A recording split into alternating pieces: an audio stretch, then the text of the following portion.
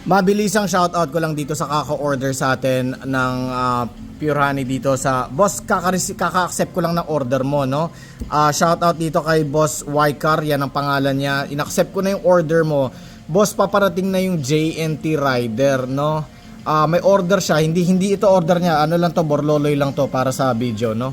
Hindi yan yung order niya, yung 4 cantos na maliit, yung 350 ml.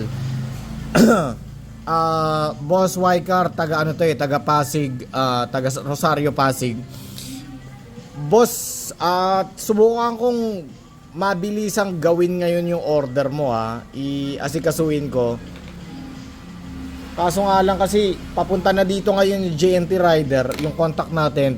Pakiusapan ko, tignan ko, sana makahabol para bukas lang din ma-receive mo. Kung sakaling hindi naman aabot, boss, pangalan nito, bukas niya mapipick up. Ano ba ngayon? Lunes, Tuesday niya mapipick up. Wednesday, boss, marireceive mo na agad, no? Yung order mo hindi po ganito, yung 350 ml, no? Yung 4 cantos. Pinakita ko lang to for video purposes. Kakatapos lang natin asikasuhin yung mga ibang orders na sa TikTok Shop Cash on Delivery. In-update lang kita agad, boss. Maraming salamat. God bless you. Maraming salamat sa pag-order, boss, ha. Take care.